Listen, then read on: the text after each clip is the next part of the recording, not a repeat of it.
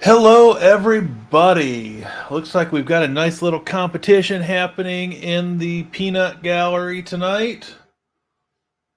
Everybody's trying to hit that first place mark. So, starting off tonight, Terrell, Michigan represent.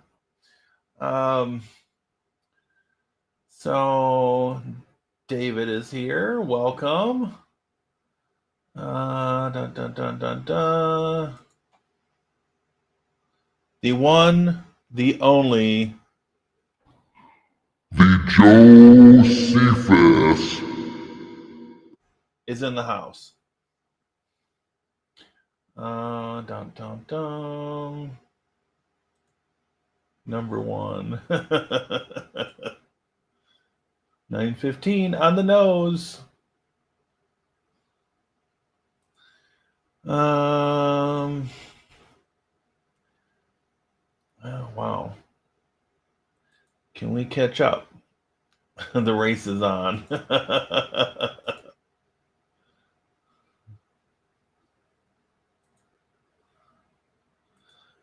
Okay. So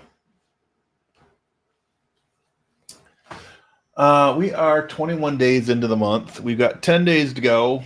I've got, well, let me see what I've got. I've got an additional one, two, three shorts that are already scheduled. I think through the 24th. I am set to go on autopilot, more or less. Um, I've still got a lack of words for what's going on here. So yes, I've got shorts scheduled through the 24th. I've got two shorts that are uploaded and just have to be scheduled, and so that puts us through the 26th, and then five left to record, edit, and upload. So I'm feeling like I'm in pretty good shape. So I wanted to give just a little insight. The piece that's astonishing me the most, I think. Um, so I'm going to load something up here. So this was June of this year. 116 new subscribers, 17,200 monthly views. And this was in the midst of my bad quarter, right? Okay, so 17.2 in June. We went down to 16.3 in July with only 83 added subscribers. And now in August, 22.6 and 137 new subscribers.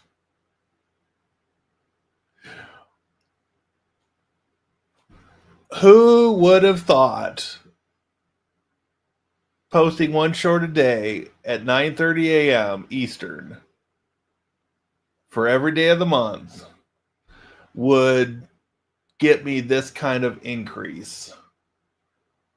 I'm still in a state of disbelief.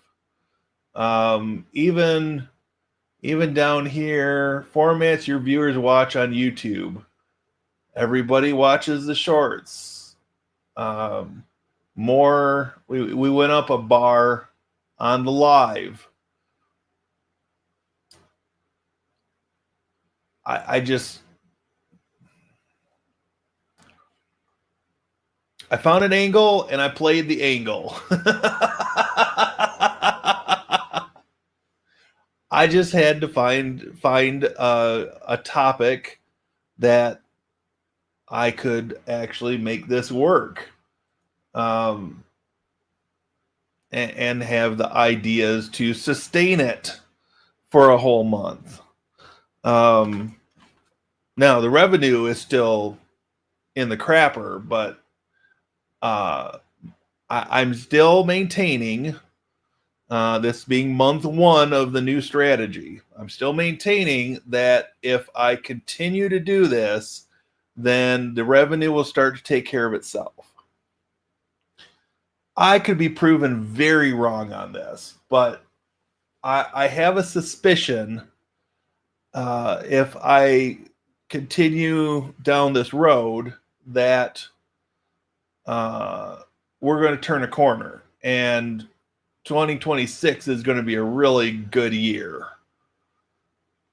So I'm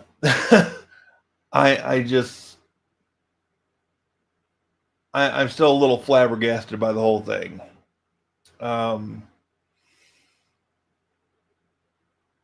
So let's see.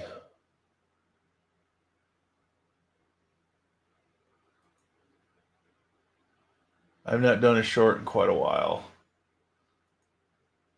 Who would have thought? I would have. In fact, I told you that. Yeah, you told me to make shorts, but you didn't give me any real target to hone in on. And that was the missing puzzle piece, right? Once I decided, oh well, let's go back to the roots of the channel. I started the channel. My very first video was doing Linux commands. So let's just morph that into a month of shorts and see what happens. Well, at least in terms of subscribers and monthly audience, which they're now calling everything, it seems to be paying off. Now, hopefully, I'm going to be surprised, and over the next month or two, the revenue issues will take care of themselves. That's my suspicion. We'll see if it pans out or not.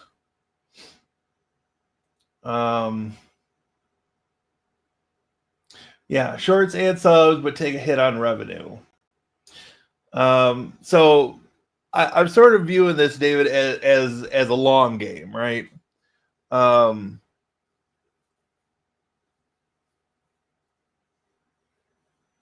So by all the stats, people still spend more time watching the long form videos than they do the shorts, right?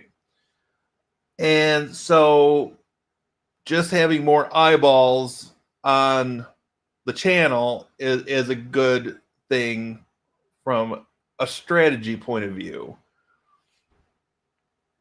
So then the next part of the grand scheme, right? The overarching plan is to start adding more long form videos that sort of piggyback on the shorts, but take it into more depth. And I suspect, and again, it's nothing more than a hypothesis that needs testing at this point. You can't even call it a theory, but it's a hypothesis that needs testing, right? Going back to that 7th grade scientific method brouhaha that we all went through, right? So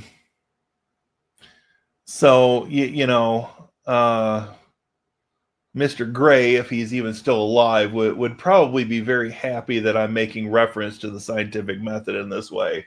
But hey, the guy's probably dead by now, if I had to make a guess.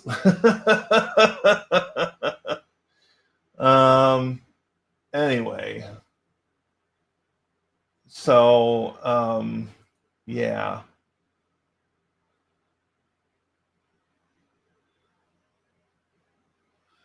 Yeah, so that's part of the next phase of my plan. and so the long form video I want to work on here probably this weekend for release early next week. It is basically taking taking the data that I've learned from the shorts. So the shorts on the commands that got the most views, I'm going to turn those into like one 25-minute video that goes into a few more examples on those commands and just goes deeper with the extra screen real estate of having the full size terminal window to work with, and just be able to do the commands more justice, in my opinion. Because I still maintain that for the types of videos I do, shorts are not an optimal format, right? But I'll play the game just like everybody else. And if I have to,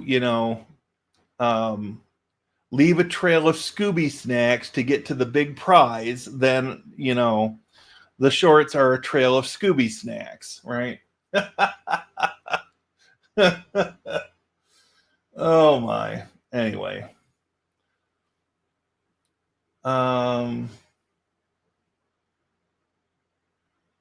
Yeah, long form videos at least 25 minutes. Yeah. YouTube gets 60% of your revenue, therefore I have a strong suspicion which videos they push out the most. Right.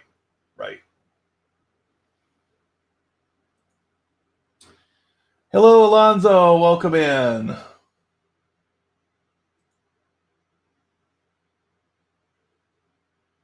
I think you meant Scooby snacks. I don't know what Scoop snacks are. Probably typo. I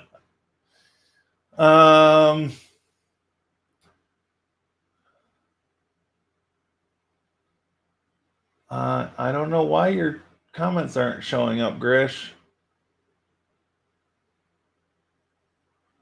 I mean, we can blame Joe, but I don't know. After his whole falling asleep incident, I think he's been on his best behavior for the most part. Okay, good. Scooby snacks.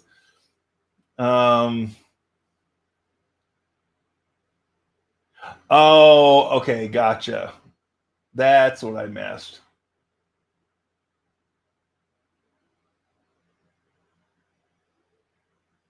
Yeah, I did schedule this one.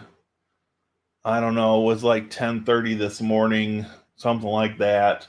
Because I was up at like 6:15 to finish up midweek news. There were a couple edits that I had to fix this morning after working on it last night before I could upload it and put it out. But for the most part, I think that even that video has been fairly well received as far as the grand scheme of how midweek news performs. Right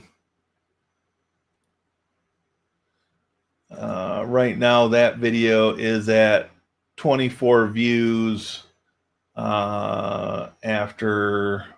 I don't know, since 2 o'clock. So it's only like 7 hours, 7.5 hours, which isn't awful in the grand scheme of the way these perform. But yeah, this has been kind of a treat of a month, in a way that it's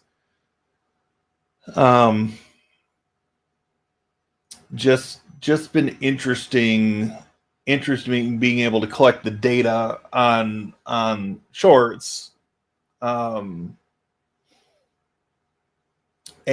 know that I can come up with an angle that fits the channel and actually gives me some growth as a result. So I'm awake and not banning people. Well, that's good.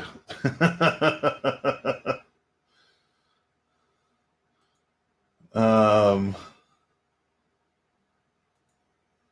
right. So, I guess I can give a little bit of an update on the network. I have so I've got the GCC 6010. I've got two switches in here. And I have the big switch in the other room, the 48 port, that I actually hooked up everything to the 48 port. I took out my old 24 port non-managed switch. I don't have it racked yet, but I ran into a glitch the other day, which was probably my fault trying to do something quick. And so I ended up unplugging a bunch of stuff and plugging them in one at a time, tracing cables and making sure that things were working when I was done. So everything seems to be back up. The only machine that I have that's not up at the moment that I'm questioning a little bit is the Proxmox backup server, and I'm not entirely sure where that machine is physically located. I know it's turned off, but I got to put my fingers back on that guy. So, yeah, it's a slow moving process, but I'm getting there. I'm getting there.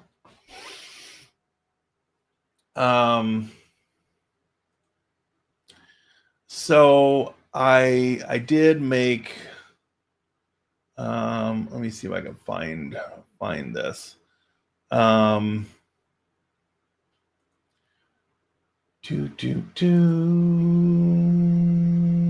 try that one. Okay.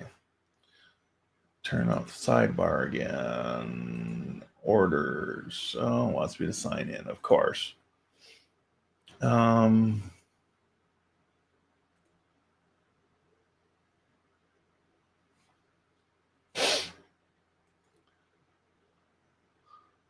Okay, so I decided to take a chance. And I ordered because I've got a package of rack studs around somewhere that I can't put my fingers on. So I ordered this is their what they call their sample pack, I guess. But this is their one rack unit series 2 rack mount solution, right? So this will get a 1U item mounted in a rack without having to futz around with rack nuts. So this should be here tomorrow. I've had a couple of iterations of rack studs, and they've worked really well for me. So since I'm just doing this for home, I'm going to try to make it as easy as possible. And so this will get the switch mounted. I've got some rack studs in the rack already. That'll let me mount the patch panel. And at some point I'll have to get a second patch panel because it's only a 24 port patch. But it's enough to get me moving forward, and hopefully in another couple of weekends I will have a much cleaner looking rack, and I might actually be willing to show it off to people during a stream. It might be a members only stream, but at some point I will show it. So, anyways, yeah, rack studs. That is coming tomorrow, but for $6, it's like, okay, I don't need a whole big bag of these guys. So, I'll get the 2-pack and, be able to finish the project, and then, I'll know if this particular model of rack studs product is worth buying again. All right. So, is there anything else? I've got to remember after the stream, I've got to go downstairs and get my coffee that was delivered today. My coffee beans came today while I was at work. They're in the front entryway of the building, and I need to grab them because I don't have enough beans to grind in the morning to make my pot of coffee. And my morning pot of coffee is really the only thing that keeps me going all day long.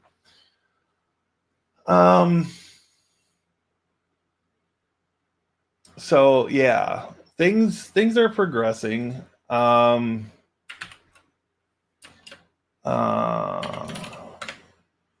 me see here.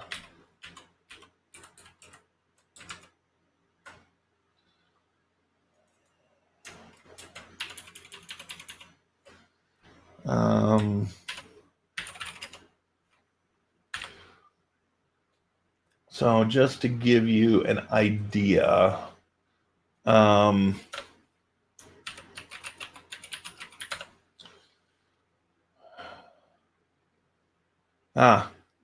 49 hosts responded. So I've got almost everything back up and running. I've got some extra VMs spun up right now, or containers. I was testing some more things out. But yeah, it's I've got more hosts on my home network than what I do on the library network.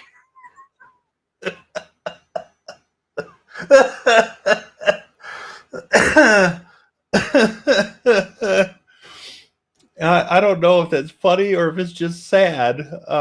Maybe this is screaming, get a life, dude. But I have fun with it, so that's all that matters, right? Some guys have wives and kids, or their hobby car, or something else that they do. I have crazy amounts of crap on my network. And hopefully some of you find it entertaining. Anyways.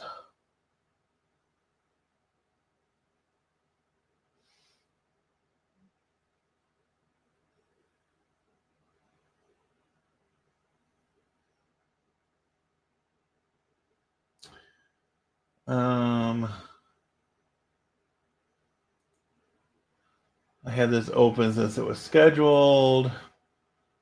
There, I can't say the word tab. Weird. Interesting. Oh no, I can. I guess that's the word stream. Something was triggering the word filter.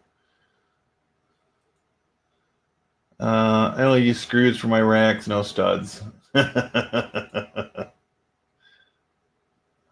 rack has threaded holes throughout. Gotcha. Mine does not. Of course, mine is just a little pony rack that's about the height of this coffee table that's out of frame. But I'm the only one who prefers the regular square things. Some people buy Escort, some have hosts. Right.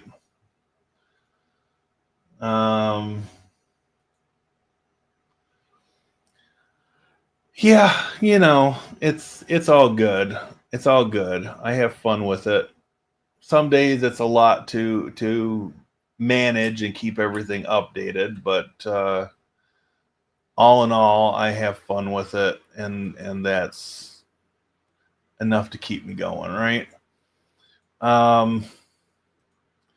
Okay, so now I need to see. I wanted to show.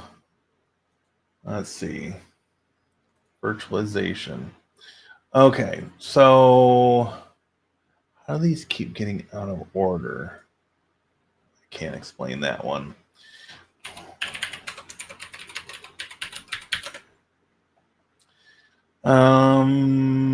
That's still on 8.4.11. This one, I think I upgraded.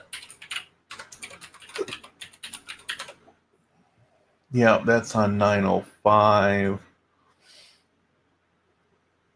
Okay, so that would be 2.2.7. All right. So let's see. Let's go over here.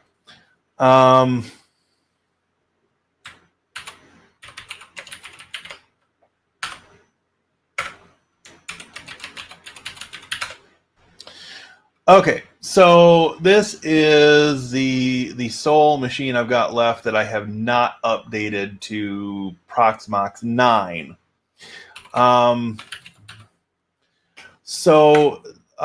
Prox Menu X, as you can see here, it's got an update available.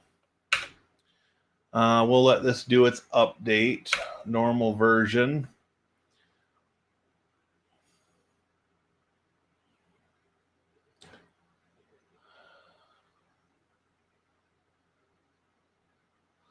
Okay, so this new version, which I actually used on the other, well, one of my other Proxmox hosts, this particular version of Prox Menu X has something new up its sleeve, and that is upgrade PVE 8 to PVE 9.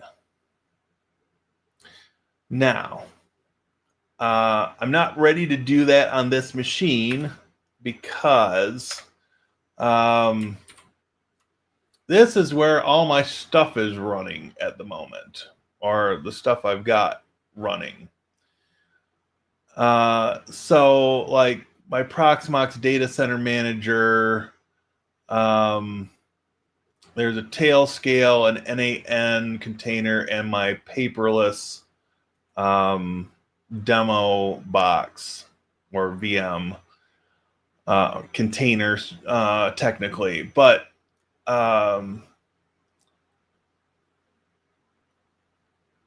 so the plan is, and now that I've got, I'll show this. Now that I've got all of the VMs off PVE02, right? My plan is to take this machine down, upgrade the boot drive, and then do a clean install of VirtualBox 9, or excuse me, Proxmox 9. And once that's done, I will migrate all of the containers and virtual machines off PVE01, and that way I'm covered if something goes awry during upgrade of this machine. Or at least I'll migrate part of these, the ones that I care about. Some of them are so quick to spin up, I probably wouldn't bother migrating them. So anyway, that's kind of where I'm at on the Proxmox process. I still keep checking because they claim that in the second half of the year this would be going into beta, and so I keep checking, and I don't think they've done an upgrade on this, like a real update on this, since February. So Proxmox Data Center Manager is sort of hanging in limbo as far as I can tell. And they're probably doing a whole bunch of work in the background, but it sure isn't getting the updates coming through. So I don't know what's up with that. I hope they're still working on the product. I think it's got a lot of promise, even in its alpha state. I think it's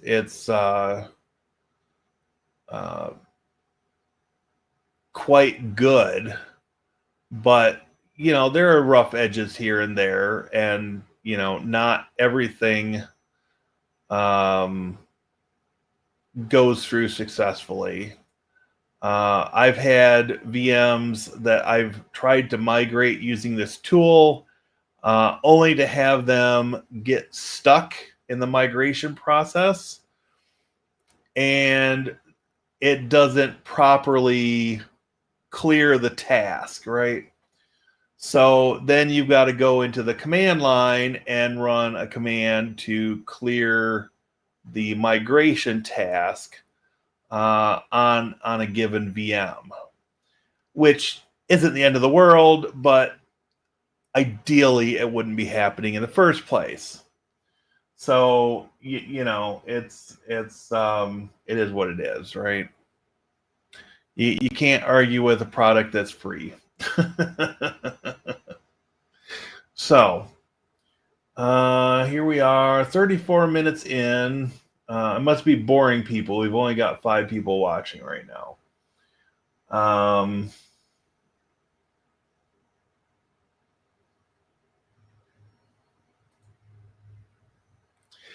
Yeah, I've looked into Ansible. I get so far down the Ansible path, and then I get sucked into some other project, and then I feel like I'm always starting over from scratch with Ansible. Now that I'm getting things a little bit more set up to where I want them, I feel like I've got things falling together where working with a combination of Ansible and whether I use the real Terraform or if I go OpenTofu later in the fall to be able to do things with my Proxmox hosts. So currently the what do they call them? The connector, I guess, for Terraform or OpenTofu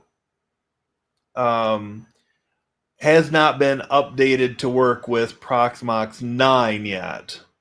So that learning path was sort of a dead end until that connector gets updated, and then I can pick up working with that. I do want to get back into Ansible. I did a couple videos on Ansible 4-ish years ago. They didn't really do very well at the time, but I didn't have the subscriber base that I now have. So perhaps if I were to restart that series in the fall, starting from scratch, of course, but I would guess that I'd at least get a few more eyeballs on the videos. So that is one of the things on my longer term to-do list. And yes, it would definitely help keep things updated for sure. I've recently been getting into NAN, so powerful. Yeah. I was having a lot of fun playing with it. And I've got the container up and running still. See if that needs an update or not. I think I just updated this the other day. The nice thing about I think this was out of the Proxmox helper scripts. But a lot of these, when you do containers, it's just a matter of going in and typing update and hitting enter a couple times, and it just pulls the new image and updates your container for you. So, 225. Um,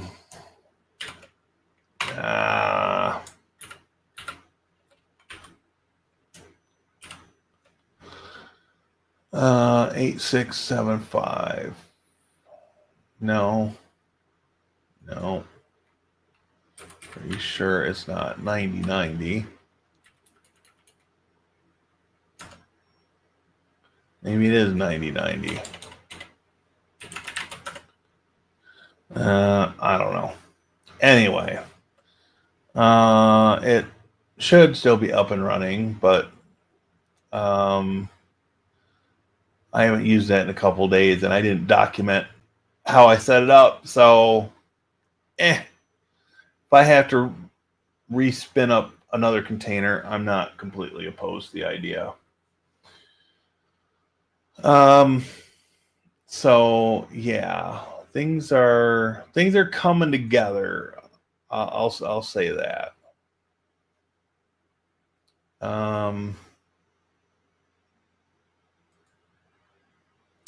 Has anybody used this product called Mountain Duck? This is from the same company that makes CyberDuck.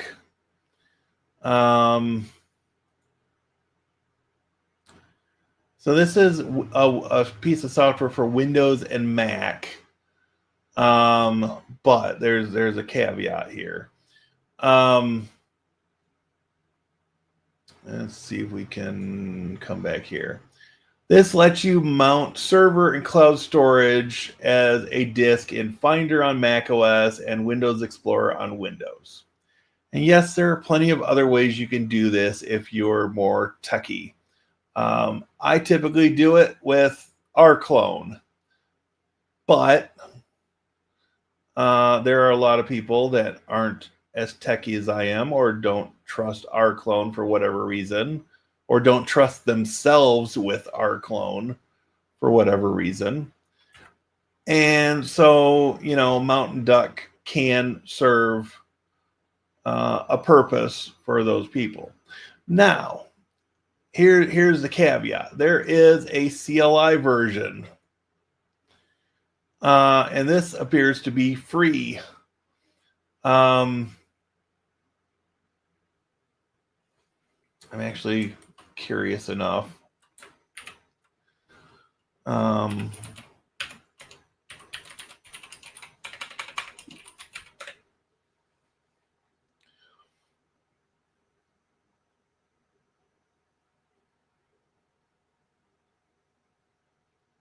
CyberDuck, DuckDuckGo, Mountain Duck.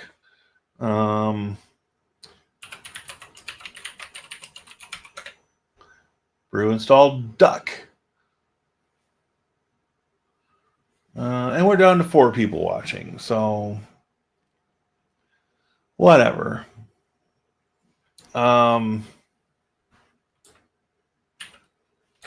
Okay, so what does this say? Brew installed Duck. Windows, it's only available in Chocolatey, apparently. Linux, you have to add repositories before you can download it, which is fine. I mean, so basically it's CyberDuck for the command line. We just run duck.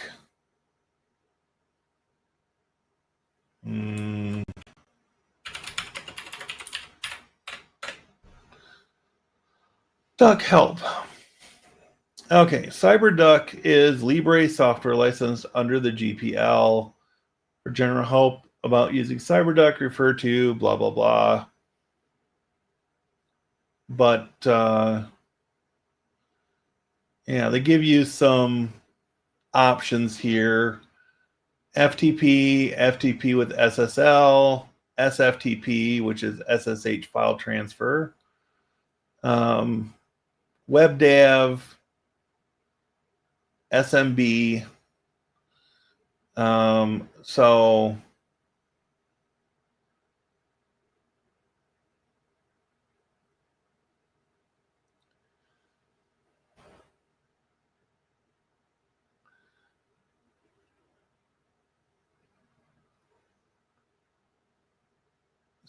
what if duck SMB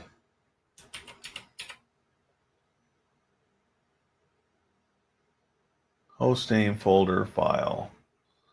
What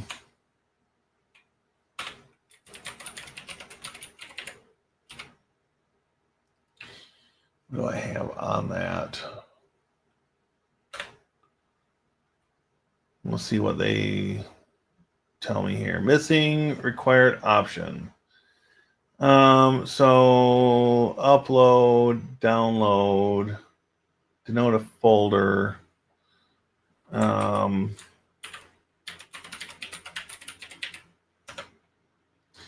So we'll take a look and see what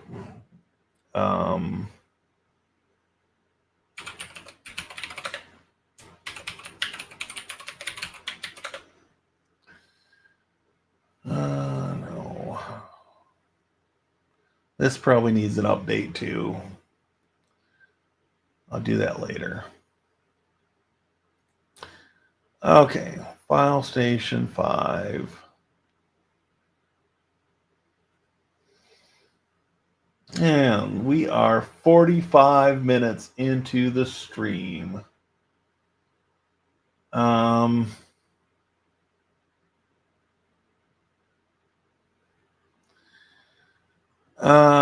Okay, so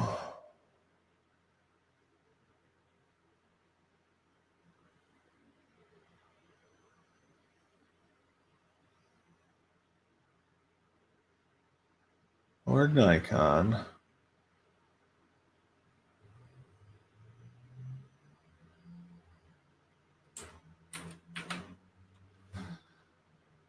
Dun, dun, dun, dun, dun.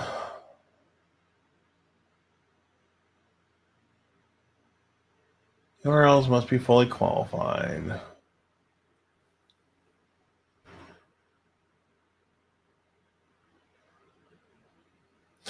Oh, okay. Okay. That explains it. So let's do that.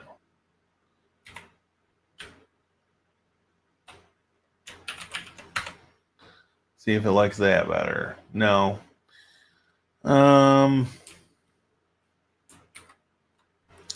So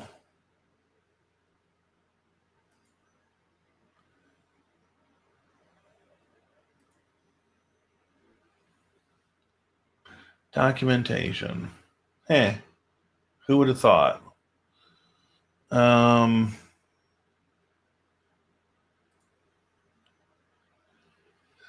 So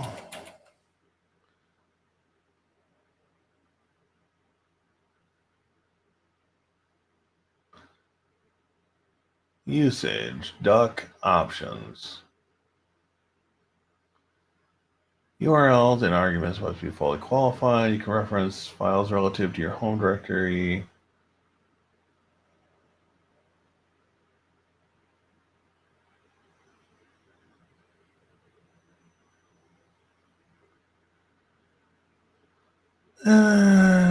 Dun, dun, dun. Examples.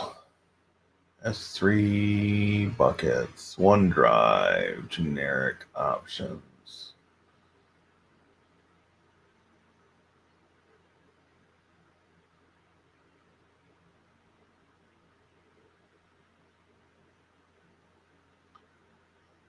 Okay.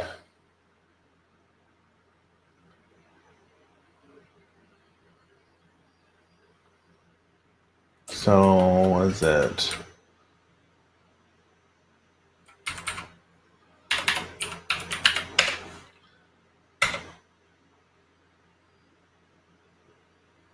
Aha!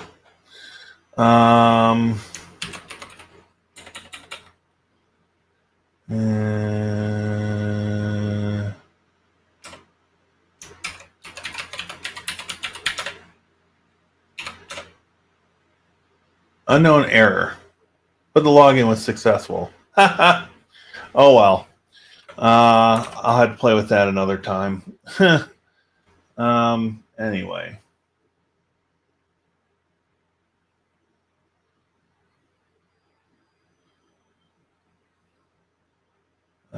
Let's come back here.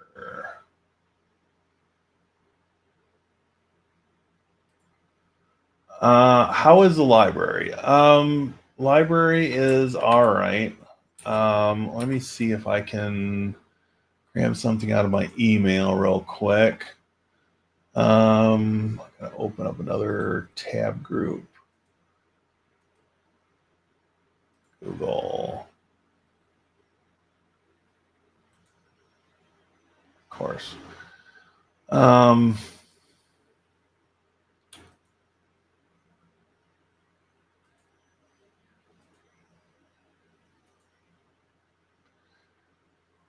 Sometimes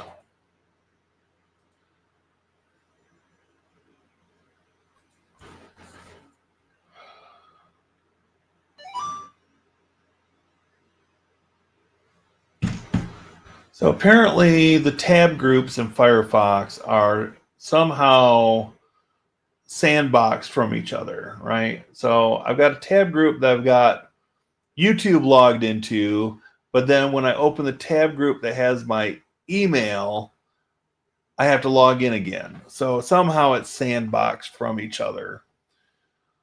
Not necessarily the worst thing in the world, but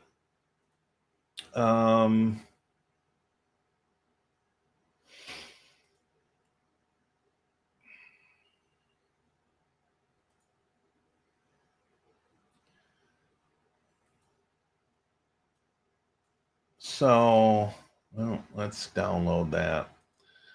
Download. Maybe I've got it on the computer already. I don't know. 2668.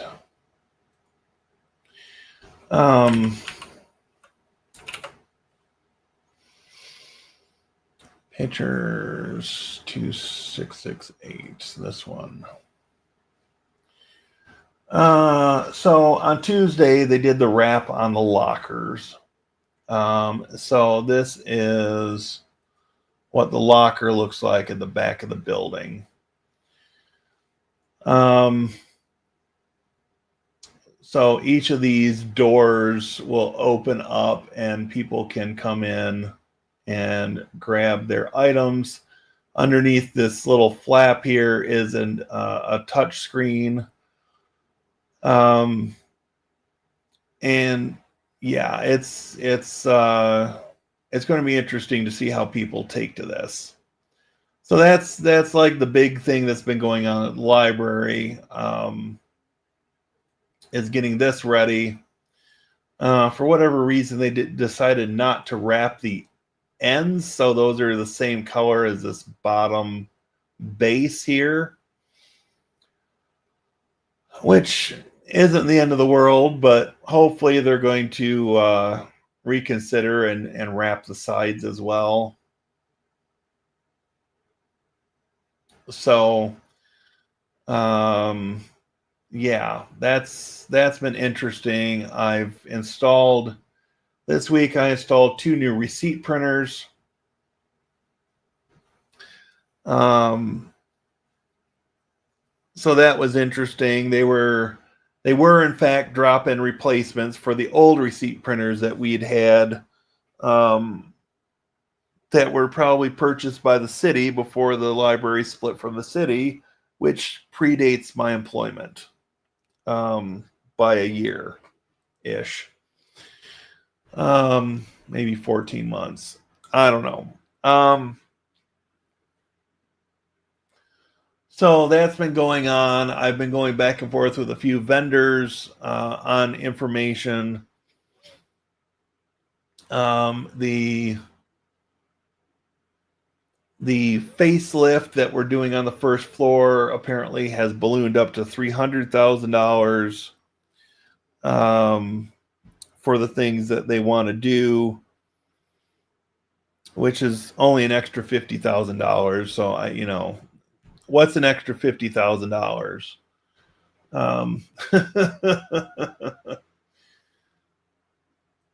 I'm still not holding my breath on getting any sort of a server room, but I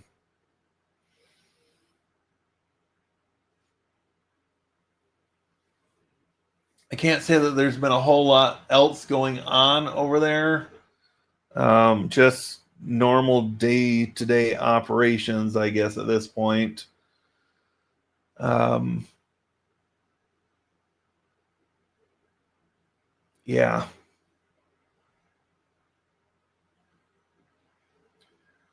Let's see.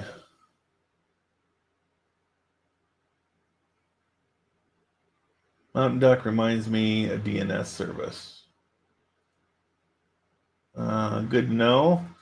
I wonder if when I lock my phone and listen in the background, if the view count goes down. I don't know.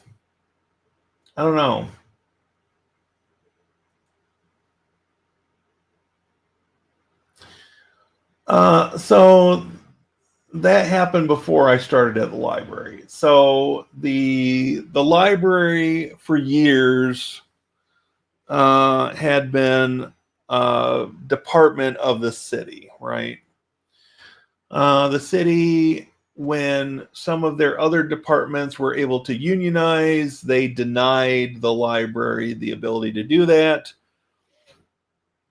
They also greatly neglected the library. They did not do upkeep on the building. They just didn't invest into it. And so when the previous director, now the one that hired me, got there, one of the things that she took on as a project was to split the library off from the city and make it an independent entity. And the benefit of doing that is that, after 4.5, 5 years of being really frugal about how money was spent, we're now in a position where we can actually spend some of that money that we've been saving and do this. It's not really a true renovation, but it's a facelift. It's a temporary fix. It's lipstick on a pig, if you will. But we are at the point where we're going to do that. We're going to get new carpet. We're going to paint the walls. We're going to get a new circulation desk. We are looking at the possibility of getting a self-checkout station, which will be useful while the first floor is under construction, right?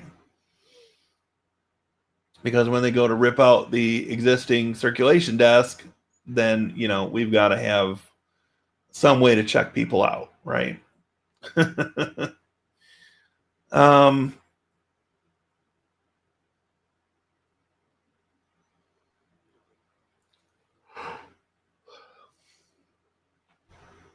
So, it's one of those things where it's not the renovation we wanted.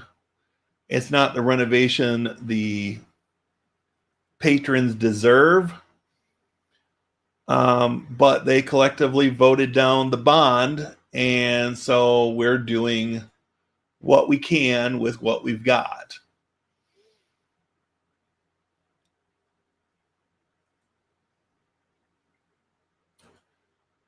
Um,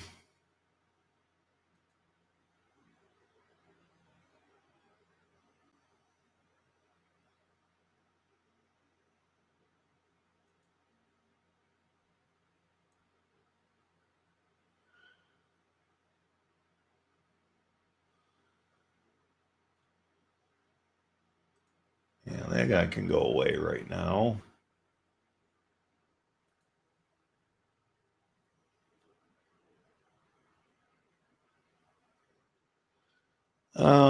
So yeah, I mean it's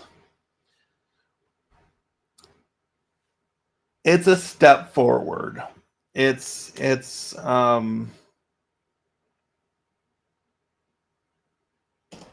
I don't know. In my mind it seems like um a waste to do this because again in a way um because a lot of what's being done if in 5 years or whatever they actually approve the bond, then a lot of what we're doing is going to have to be ripped out. And I don't know how the return on investment gets measured in this scenario. I guess is where I'm at. But anyways, that's the short version of splitting from the city. And again, that happened before I took the job with the library. So, it's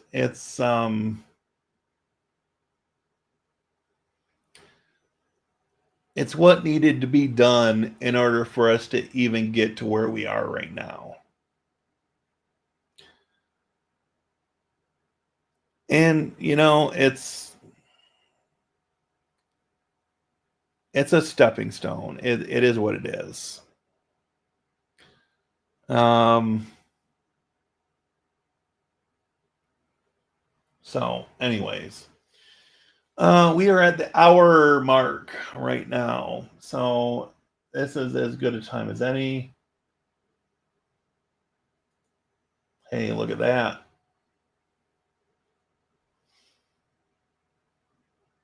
Just do it.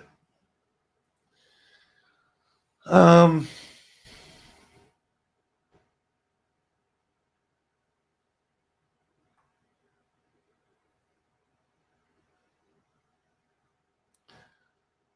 but yeah, I don't know. Things seem to be falling together um in many regards, whether at the library or at home here. Um, oh, here's another tool I was going to show off. What was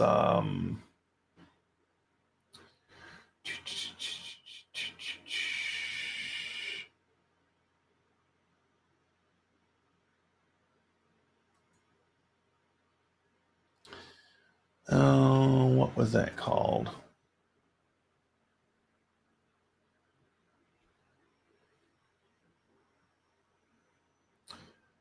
See if I can search my tabs. Use dot.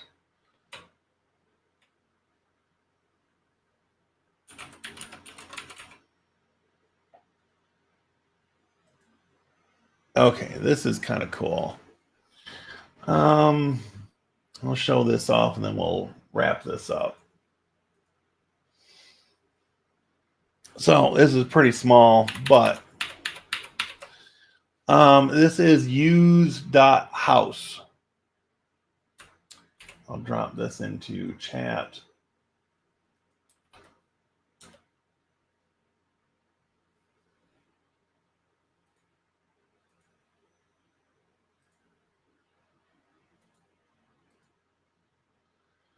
Um,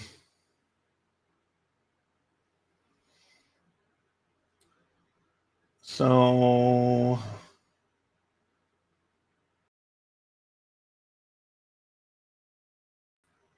Okay. So what this is you can do ambient sounds, including down here at the bottom. They've got white, pink, and brown noise. They've also got breathing exercises. Oh, I guess that is for the breathing exercises. They've got a countdown timer. They've got a notepad, a Pomodoro timer, and a to-do checklist, which is kind of interesting. So there's a checklist. And it's very minimal. But the ambient sounds is kind of interesting because you got the classic river, howling wind, the waterfall. You've got different rain options, animals. You've got urban. You've got places, and transport, and then things: keyboard, typewriter, paper, clock, etc. And I was playing with this yesterday, I think it was, but it's kind of interesting. It's just a very minimal website. It does have an option where you can self-host this and run it in Docker.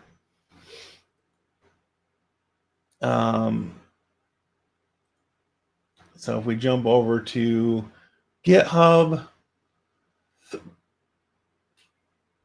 I do believe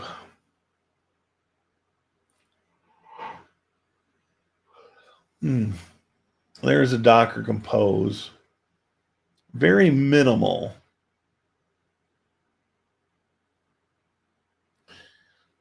I mean, I would do latest on this myself, but that's just me. It's not like it's something that's going to be storing data for you, so I'd live on the edge and run the latest version. That's just me. Do what y'all want.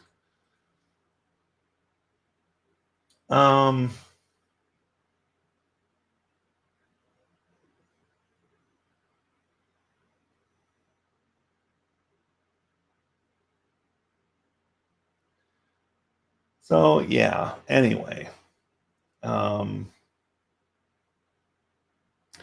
That's what I've got for tonight. I didn't expect for this to go over an hour and 15 minutes. We're at an hour and 6 minutes right now.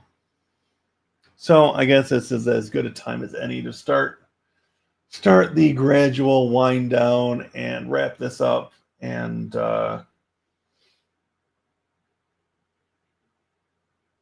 then I can relax a little bit before I go into my Friday of work. I imagine I'll probably be up at 6 o'clock again tomorrow morning.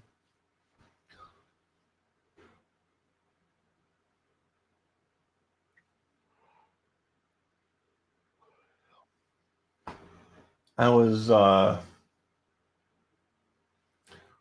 awake at 6 and up at 6:15 this morning. So it's been a day. It's been a day. And starting the day with video editing right off the bat after I made my coffee. I'm kind of done looking at computer screens for one day.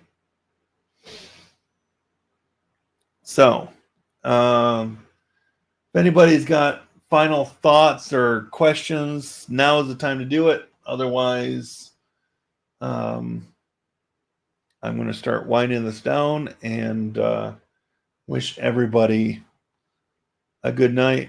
And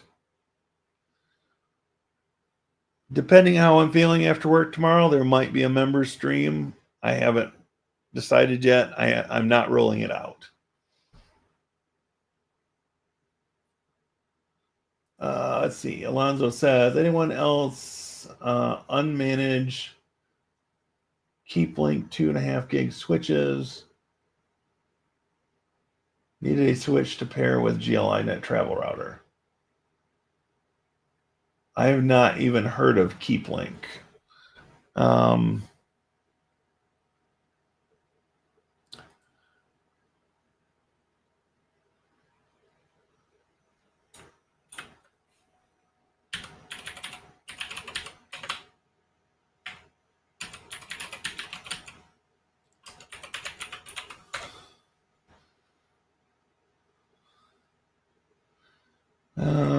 'Let's see.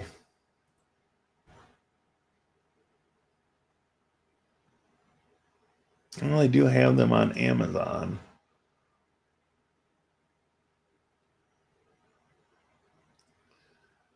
Yeah, $49. That's not at all bad.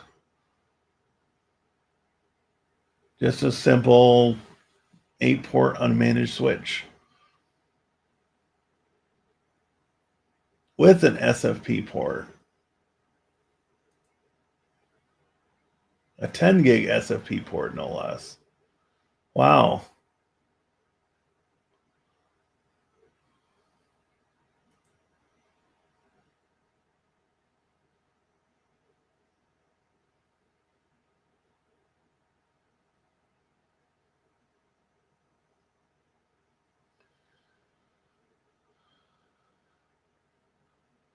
Uh, 4.5 stars on 360 ratings.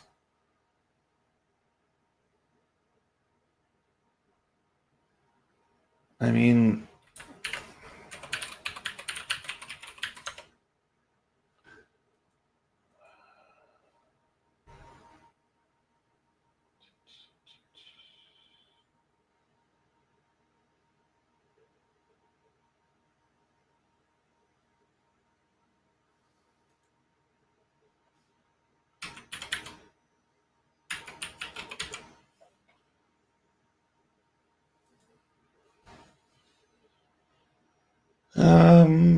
well, they did review it on Serve the Home.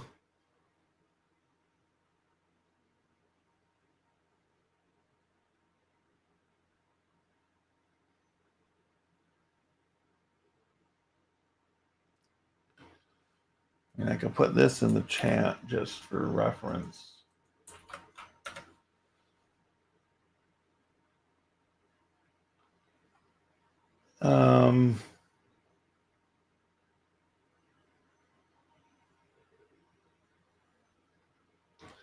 Dual Realtek switch solution with 2 heat sinks.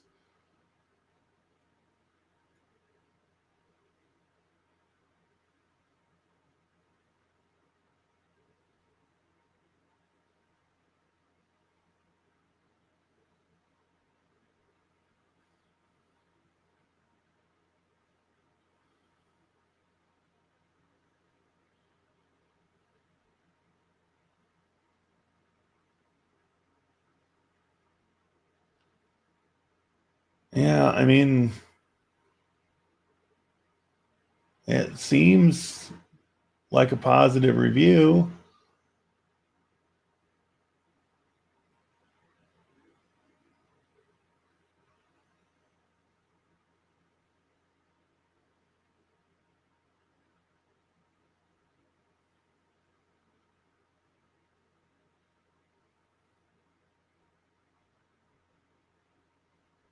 Yeah. Um,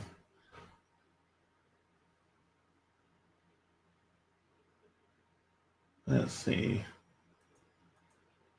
Purchase for $26 from AliExpress. Ship within the US 2 days. Nice. Okay, read the review on STH. I ordered the 5-port 2.5 gig with SFP Plus port. Nice. Nice.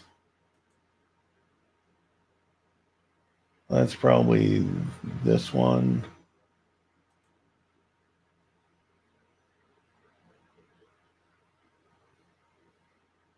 That's got 2 SFP Plus.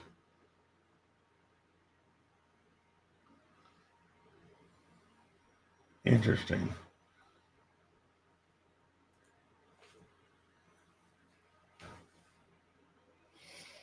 Oh, here we are. 2.5 gig, or 2.5 gig. It must be the one I just had up.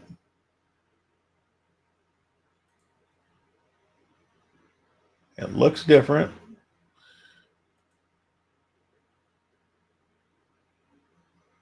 Oh well. Anyway, I mean, if I were in the market for another 2.5 gig unmanaged switch, I would consider it for sure. The way I'm set up now, everything that I've got that's over 1 gig, I can plug into one of my switches with an SFP Plus 10 gig adapter, so that on my Mac Mini and my NAS, I can maintain the 10 gig, which are the only two devices I really have right now that'll do that.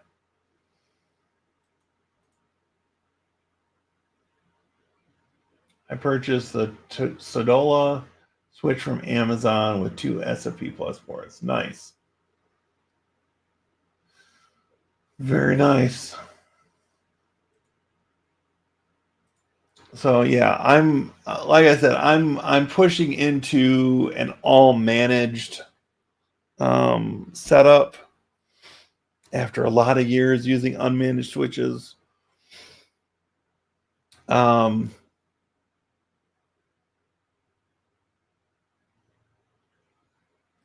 And it's probably going to take me until the end of October to get everything fully configured the way I want it. Because a lot of the IoT type devices, my outlets and different things, I'm going to have to do a reset on those so I can get them on their own VLAN, which isn't the end of the world, but it's just a time-consuming process, right?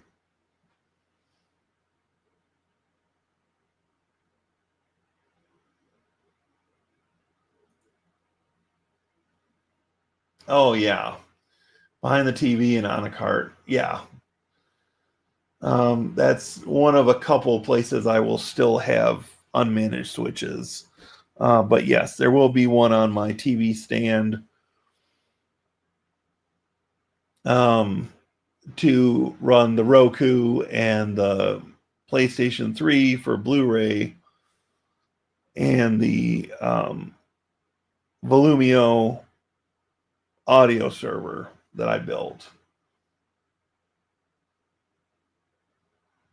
But most of the remaining places, I think everything is going to be switched over to managed. Like I said, there might be 1 or 2 exceptions left, but a lot of that comes down to the fact that I'm in an old building with only 3 rooms, 4 rooms, technically having cable running the wall. So, it's just one of those things, right? And on that note, my voice is giving out, so I'm going to wrap this up. We made it 1 hour and 17 minutes. Thank you all again for being here. If you're a member, there's a good chance there will be a stream tomorrow night. For everybody else, keep an eye on those shorts, and I will be back doing a public stream on Sunday, unless I get overly ambitious over the weekend. Have a good night, everybody.